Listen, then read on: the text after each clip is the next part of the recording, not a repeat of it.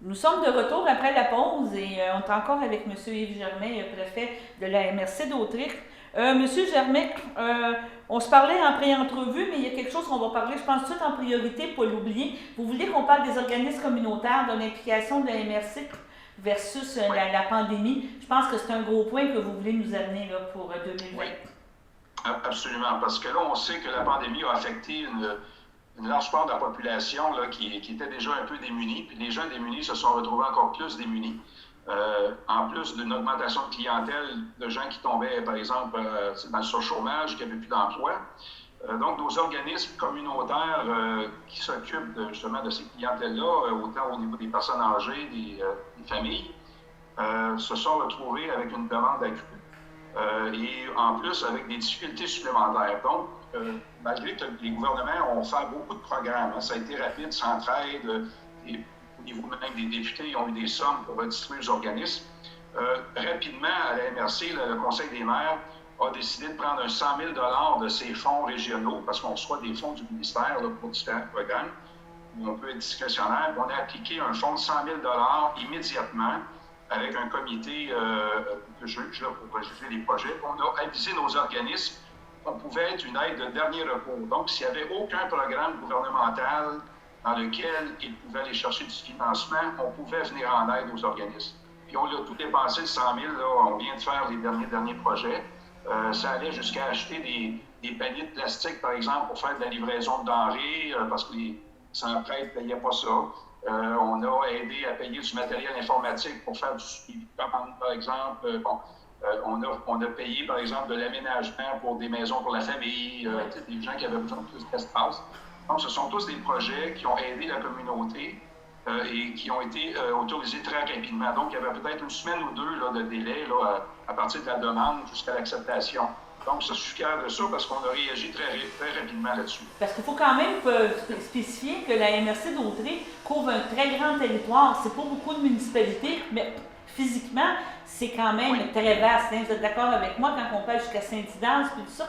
C'est sûr oui, que les besoins sont vraiment différents, je pense, puis les communautés ont besoin d'aide absolument. là, à ce point-là. Absolument. Pour en venir à parler un petit peu au niveau d'un grand territoire, le transport adapté aussi a vécu tout un changement durant cette période-là, parce que nos taxibus et tout, a fallu Oui. réaménager les services. Hein? En fait, oui, il y a eu plusieurs mesures. Le transport a été un petit peu chambardé. C'est peut-être le service qui a été, avec la culture, là, qui a été beaucoup touché. Donc, il y a eu rapidement des mesures qui ont été appliquées. Donc, au niveau du taxibus, par exemple, on a réduit l'achalandage à une personne par taxi. Oui, Donc, au lieu de trois ou quatre. Donc, on pensait que ça allait coûter très, très cher. Par contre, il y a eu une demande minime de taxi pendant quelques mois parce que les gens ne se déplaçaient plus. On a aussi arrêté des circuits d'autobus au lieu de payer un autobus qui roule à vide. Le groupe Gaudreau était très coopératif dans ce sujet-là, donc on a économisé. Donc, tout ça pour dire qu'au niveau du transport, on a réagi très rapidement, donc on n'a pas gaspillé d'argent. On a continué d'offrir le service dont les gens avaient besoin finalement. Donc, ça a même dégagé certaines économies qu'on va pouvoir réinvestir dans le futur pour améliorer le service. Donc, le ministère nous laisse nos sommes à ce moment-là. parce que si on parle de transport, justement, de taxibus et tout, notre grosse problématique, c'est qu'on est quand même éloigné. Que quelqu'un qui Oui, veut venir travailler, je l'ai vécu un petit peu cet été, hein, par exemple, mais quelqu'un de Saint-Norbert qui veut venir travailler à Berthier, le service n'est pas toujours régulier. Il y a des services ponctuels. Ça peut créer un petit peu de manque d'engouement pour ce genre de service-là. exactement. En fait, c'est un service qu'on cherche à bonifier continuellement parce que la demande est immense.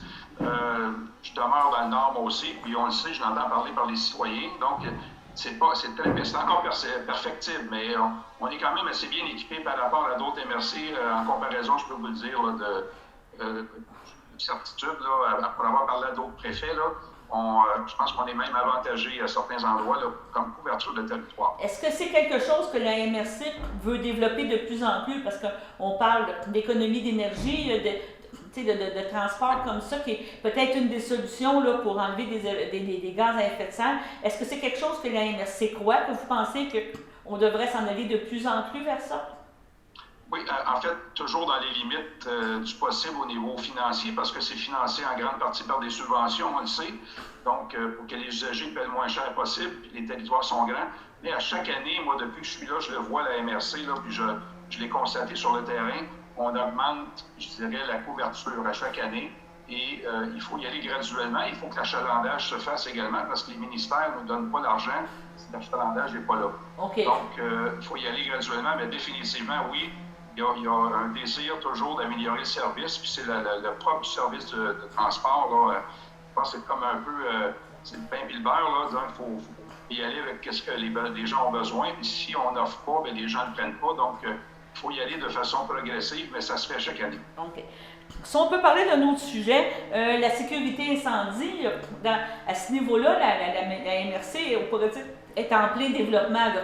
On a eu l'introduction de pompiers, on pourrait dire permanents, parce qu'encore là, la crise de la main-d'œuvre est partout. Là, à un moment donné, les conditions de travail, pas parce qu'ils sont pas bonnes, mais quand tu es pompier volontaire ou pompier à temps partiel, beaucoup ont des emplois, on pourrait dire, en usine, à un autre endroit. Vous êtes d'accord avec moi? Puis, créer, premièrement, que les usines soient coopératives en disant la personne des pompiers, elle peut partir à tout moment. Et justement, les conditions de travail. On ne contrôle pas le feu, on ne dit pas tu pars pas à 2 heures l'après-midi le samedi. C'est ça. Et, en fait, c'est tout un défi exactement parce qu'on le voit.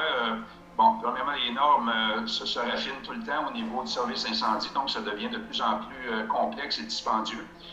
Il y a aussi le fait que les normes d'entraînement des pompiers sont plus exigeantes. Donc, un pompier volontaire, un pompier à temps partiel qui doit aller passer des fins de semaine pour se faire former, est un petit peu moins intéressé. Donc, éventuellement, dans l'ensemble, je pense, du Québec, je pense que la direction va être d'avoir des pompiers de plus en plus à temps plein ou de plus en plus dédiés. Donc, je pense que ça fait partie là, de la mouvance actuellement là, et ce qu'on doit appréhender en fait, pour le futur, là, qu'on doit planifier en conséquence. Nous, on a déjà commencé à faire des postes à temps plein. On y va graduellement parce qu'il y a des coûts toujours associés à ça, donc y aller de façon responsable. Puis cette année, ben, on en a concrétisé quelques-uns. Puis le plan continue. Donc ça, la COVID n'affecte pas ce plan-là. La COVID a touché un peu le service dans le sens qu'on est en fait des premiers répondants sur le territoire.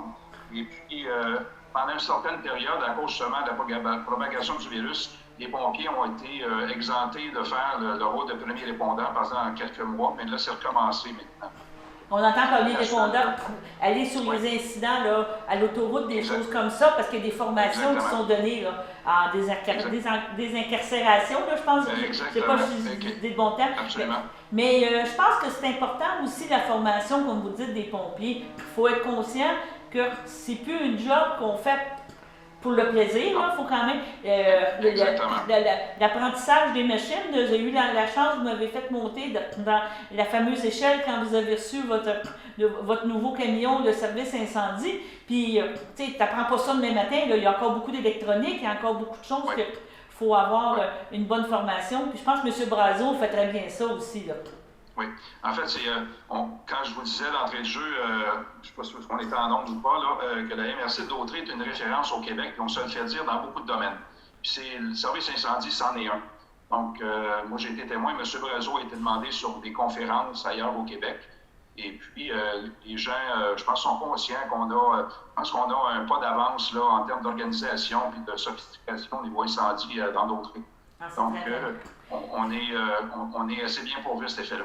Et on a aussi le mot sécurité civile avec service incendie, mais je pense qu'on a été chanceux cette année. Il y a eu une petite alerte à un moment donné, j'ai parlé avec M. Gagnon de Zone Bagnole concernant des inondations possibles, mais je pense que cette année, on était bien. On était correct, on s'en est sauvé là. Oui, bien, on va espérer que le printemps prochain soit la même chose aussi parce qu'on va être encore en pandémie. OK. Bien ça, à ce niveau-là, on n'a pas le choix, là. Il y a quand même ça. La MRC aussi s'occupe d'environnement, s'occupe au niveau de la gestion des matières résiduelles. Oui. Il y a eu un gros avancement, on pourrait dire, en termes peut-être les résidus domestiques. C'est ça, le plan d'action était pour 2020, là, pour que tout le monde soit conforme avec... Ça a continué de suivre son cours. Donc, il y a des municipalités qui embarquent là, une après l'autre au niveau là, de la collecte résiduelle qu'on appelle du bac brun. Donc, ça a continué. On a toujours des plans là, pour faire des partenariats pour ce qu'on appelle des plateformes de compostage. Donc, notre service continue de travailler comme si de rien n'était. Encore là, la pandémie, le COVID n'a pas affecté là, le service. On offre aussi ce qu'on appelle la gestion des fosses septiques aussi sur le territoire. Il y a eu d'autres municipalités qui ont adhéré au programme cette année. Donc, on les a englobés dans le service. Donc, le service a continué de grossir aussi au niveau de la gestion des fosses septiques. Donc, ce sont toutes des actions qui font qu'on va avoir une gestion plus fine du niveau environnemental sur notre territoire. Et puis ça va continuer là, à se raffiner là, dans le temps. Okay. Quelque chose qui m'a surpris tantôt, quand on se parlait après l'entrevue, vous me parliez de voirie municipale. C'est pas les municipalités, vous êtes en support, là, j'apprends quelque chose aujourd'hui. Oui, en fait, on est en support parce qu'on a un département d'ingénierie qui s'occupe, en fait, la MRC, dans ses attributions obligatoires, on doit s'occuper de cours d'eau. Donc, ça nous prend un ingénieur. Donc, mais on n'a pas assez de cours d'eau pour occuper un ingénieur. Fait que notre ingénieur à plein temps est un ingénieur civil, mais il est aussi un agronome. Donc, ça fait quelqu'un de très compétent.